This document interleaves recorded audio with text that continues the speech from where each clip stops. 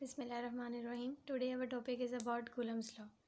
In Coulomb's law, we discuss about attraction of charges.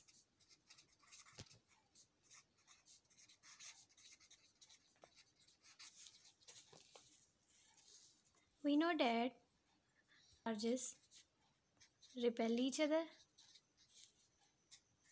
We know that plus charges repel each other, plus minus attracts, minus repel, plus attracts each other.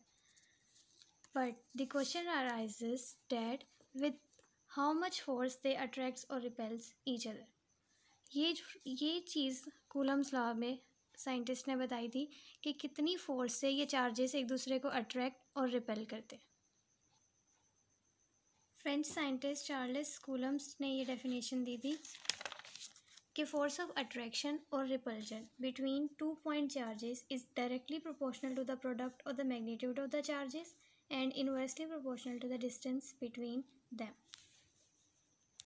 According to definition, that force is directly proportional to the product of the magnitude of the charges and inversely proportional to the square of the distance between them. After combining both of the equation, we get this equation. This K is called constant, but not universal constant.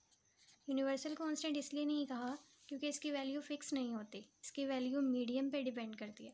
जब आप air में रखोगे या आप पानी में रखोगे तो इसकी वैल्यू एयर और पानी दोनों में चेंज होगी. लेकिन इस लेवल पे 10th के लेवल पे हम सिर्फ एयर में ही एयर की वैल्यू याद करते हैं. और फॉर एयर के लिए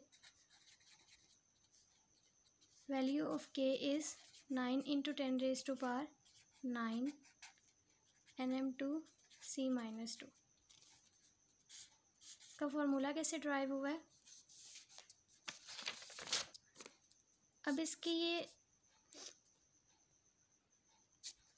इसका यूनिट की क्या बात करनी थी, वो कैसे आया कि F = K Q1 Q2 R² है. यहाँ से अगर K की वैल्यू निकाल लें तो वो बनेगी F R² Q1 Q2.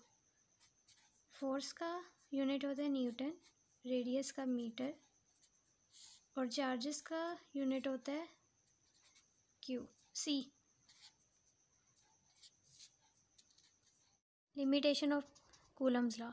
Limitation एक ही है कि Coulomb's law is applicable only for point charges. बड़े साइज़ के चार्जेस पे एप्लीकेबल नहीं होगा. इतने छोटे छोटे से चार्जेस हों उसको हम बोलते हैं पॉइंट चार्ज, और ये सिर्फ उसी पे अप्लाई होगा. मतलब दोनों चार्जेस आपके पास पॉइंट चार्जेस होने चाहिए. Next we have example 13.1. Two bodies are oppositely charged with 500 microcoulomb and 100 microcoulomb charge. Find the force between the two charges if the distance between them in the air is 0.5. Q1 भी given है, Q2 भी given है, distance भी given है. Find करनी थी force आपने force find out करनी थी. फोर्स का फॉर्मूला है F = K Q1 Q2 R². सारी वैल्यूज़ पुट की तो 1800 न्यूटन आंसर आ गया. पे ख़त्म हुआ. Next we have electric field and electric field intensity. Next video में इंशाल्लाह वो डिस्कस करेंगे.